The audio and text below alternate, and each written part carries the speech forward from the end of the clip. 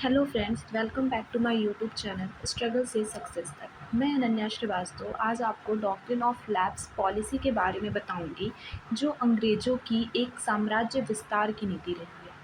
तो doctrine of lapse जो है, ये पॉलिसी लॉर्ड डलहौजी द्वारा भारत में लाई गई, जो कि the governor general of India था। अब हम बात करते हैं three types of Indian states. उस टाइम पे इंडियन स्टेट्स को तीन भागों में बांटा गया था। पहला है फ्री स्टेट्स, दूसरा है प्रोटेक्टोरेट स्टेट्स, इन तीसरा है डिपेंडेंट स्टेट्स। तो क्या है ये स्टेट्स, इसके बारे में जानते हैं। तो पहला है फ्री स्टेट्स। फ्री स्टेट्स ऐसा स्टेट जो कभी भी किसी शक्तिशाली राजाओं के कभी भी अधीन नहीं रहा हो, जो कभी मुगलों या मराठाओं के अधीन नहीं रहा। दूसरा है प्रोटेक्टोरेट स्टेट्स। ये जो स्टेट है, ये कभी मुगलों और मराठाओं के अधीन रहा था, जो कि अभी अंग्रेज़ों के अधीन है। और तीसरा है डिपेंडेंट स्टेट्स।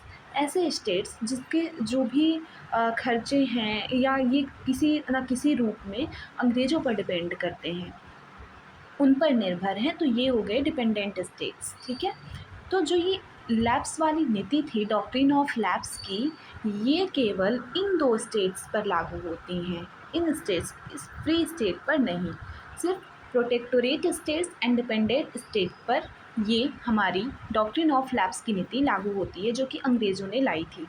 अब नेक्स्ट करते हैं, अंग्रेज़ों में कौन लाया था, तो वो लॉर्ड डलहौजी लाया था, ये याद रखना है आपको। अब हम बात करते हैं what is doctrine of lapse. तो डॉक्ट्रिन ऑफ लैप्स क्या था? ब्रिटिश ने जो ये नियम लाया, ये पॉलिसी जो लाई थी, वो क्या थी?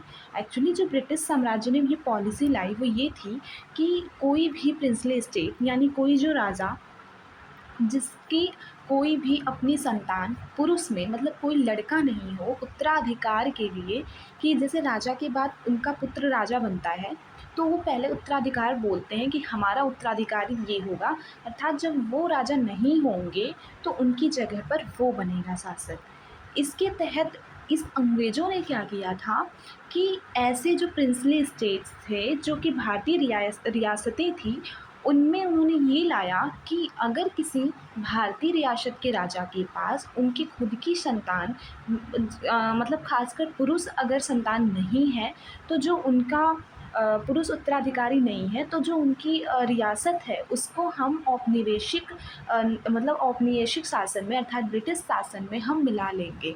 British colonial policy that allowed them to annex Indian princely state if their rulers died without a direct male heir. तो यहाँ पे हमें यही बताया गया है कि अगर उत्तराधिकारी नहीं है तो ब्रिटिश सरकार इस रियासत को अपने ब्रिटिश साम्राज्य में इसका विलय कर देगी, या फिर उसको मतलब उसे उस पर अधिकार स्थापित कर लेगी। अब आते हैं कुछ की एस्पेक्ट्स, देखते हैं डॉक्ट्रिन ऑफ लैप्स के कुछ मुख्य पहलू हम देखते हैं। पहला है एनेक्सेशन ऑफ प्रिंसली स्टेट। तो इसमें क्या होता है, प्रिंसली स्टेट में इसका मूल उद्देश्य क्या था? भारतीय राजाओं को अपने अधीन करना, और जिस शासक के पास प्रत्यक्ष पुरुष यानी उत्तराधिकारी नहीं है, उसका अभाव है, उनको अपने साम्राज्य में मिलाना। The core of the policy was the annexation of Indian states where the ruler lacked a direct male heir. Rejection of adoption. It disregarded the traditional Indian practice of adopting a son to inherit the throne, even though Hindu law allowed for it. That means इसने राजगद्दी के उत्तराधिकार के रूप में पुत्र को गोद लेने की भारतीय परंपरा रही, उसकी अवहेलना की। मतलब उसने ये कहा कि अगर आप गोद लिए हुए पुत्र को अपना उत्तराधिकारी नियुक्त करते हैं, तो हम उसको इस रियासत का राजा नहीं समझेंगे। जबकि हिंदू लॉ ये कहता है कि आप कोई भी जिसके पुत्र या नहीं है, जिसकी संतान नहीं है, वो पुत्र या पुत्री अडॉप्ट कर सकता है, यानी उसे गोद ले सकता है। पर ब्रिटिशर्स ने ये कहा कि अगर आपने गोद लिया है तो हम उसे राजा नहीं मानेंगे और आपके रियासत को ब्रिटिश साम्राज्य में मिला लेंगे।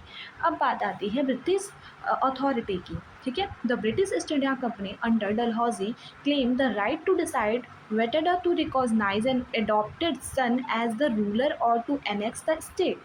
ये कहते हैं डलहौजी, जो उस टाइम पे ईस्ट इंडिया कंपनी में ये गवर्नर जनरल के रूप में भारत आया था, उसने यह निर्णय लिया कि दत्तक पुत्र के शासक के रूप में मान्यता दी जाएगी या राज्य को अपने अधीन कर लिया जाएगा, इसका निर्णय ये ब्रिटिश ईस्ट इंडिया कंपनी ही करेगी। मतलब कि कोई राजा पुत्र जो गोद ले रहा है वो राजा अधिकार उस राजा बनेगा उस राज्य का या नहीं, इसकी भी जो निर्णय है वो ब्रिटिशर्स लेंगे, न कि इंडियन राजा। तो ये तो गलत बात थी ना। अब बात करते हैं फाइनेंशियल गेन्स की। The policy led to increase revenue for the British as they took over the administration and resources of annexed states. तो यहाँ पे क्या कहा जा रहा है कि अंग्रेजों में जो राजस्व की वृद्धि हुई है, उन्होंने विलय किए गए राज्यों के प्रशासन और संसाधनों पर अधिकार कर लिया था। जैसे उनके राजस्व में वृद्धि हुई, क्यों हुई? क्योंकि जो विलय किए गए राज्य हैं उनके प्रशासन और संसाधन पर उन्होंने अधिकार कर लिया। The policy led to increase revenue for the British as they took over the administration and resources of annex states. Britishers ने जो अपने में अनेक्स किया था, दैट मीन्स कि उन्होंने उस पर अधिकार कर लिया था, उसमें विलय किया था अपने साम्राज्य में, उसके संसाधनों और प्रशासन जो मतलब प्रशासनिक अधिकार थे उन सब पर उन्होंने अधिकार कर लिया। अब हम बात करते हैं कि एनेक्सेशन की, यानी कुछ जो प्रमुख उन्होंने विलय किए उनके बारे में। State like Satara, Jhansi, Nagpur and Awadh were annexed under this policy. इस पॉलिसी के अंतर्गत कुछ राज्य जो उन्होंने विलय कर लिए साम्राज्य में, ब्रिटिश साम्राज्य में। तो अब हम बात करते हैं, अब नेक्स्ट पॉइंट देखते हैं, ग्रोइंग रिसेंटमेंट। क्या है ये? The doctrine of lands fuelled resentment among Indian rulers and contributed to the widespread discontent that eventually led to the revolt of 1857। ये कहना चाहते हैं कि जो हड़प की नीति थी उसने भारतीय शासकों में आक्रोश को बढ़ा दिया था और व्यापक असंतोष को बढ़ावा दिया, जिसके परिणाम स्वरूप अंततः 1857 का विद्रोह होता है।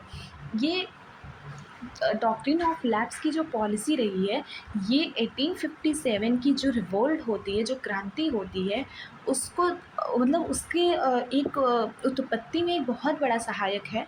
क्योंकि जो भी राजा रहते हैं इंडिया के, वो बहुत आक्रोश में आ जाते हैं, क्योंकि कहीं ना कहीं उनकी सारी जो भी अधिकार थे वो कहीं ना कहीं बिल्कुल समाप्त हो चुके थे। इसलिए वो ब्रिटिशर्स के खिलाफ आक्रोश में थे, गुस्से में थे। अब बात करते हैं अवध एनेक्सेशन की। जो अवध का एनेक्सेशन होता है वो बिल्कुल अलग है अन्य से, क्योंकि जो अवध में एनेक्सेशन होता है वो होता है कुशासन का आरोप लगाकर।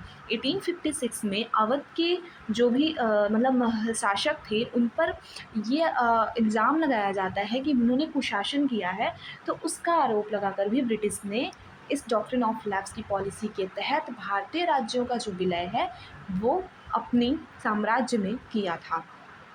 तो वही कह रहा है कि the annexation of Awadh in 1856 under the pretext of मिसरूल was a major catalyst for the revolt, as it directly affected a large number of people and highlighted the perceived injustice of the policy। अब देखते हैं कि सम की states annexed under this policy, कि कौन कौन से state हैं जिन्हें डॉक्ट्रिन ऑफ लैप्स के तहत ब्रिटिश साम्राज्य ने अपने साम्राज्य में मतलब भारतीय राज्यों को मिला लिया था। तो देखते हैं। तो पहला है सतारा। पहला सतारा ही ऐसा राज्य है जिसको ब्रिटिश ईस्ट इंडिया कंपनी ने अपने साम्राज्य में मिलाया था। तो पहला सतारा 1848 में सतारा ब्रिटिश साम्राज्य में डॉक्ट्रिन ऑफ लैप्स के तहत शामिल होता है।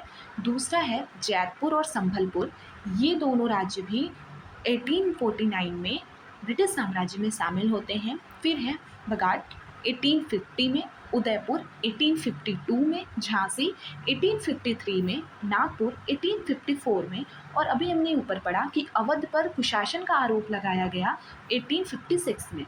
नेक्स्ट आता है कि one of the cause of the revolt, वही चीज़ें जो मैंने आपको ऊपर बताई कि 1857 की जो विद्रोह के रूप में सामने आया 1857 का विद्रोह, तो ये कहीं ना कहीं एक बहुत बड़ा कारण रहा है 1857 के विद्रोह को जागृत करने में।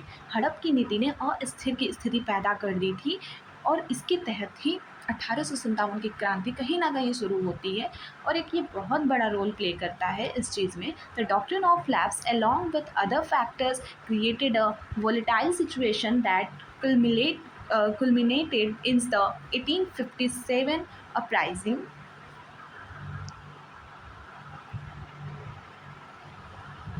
सो इसके साथ डॉक्ट्रिन ऑफ लैप्स ये पॉलिसी ख़त्म होती है। So thank you, subscribe my channel.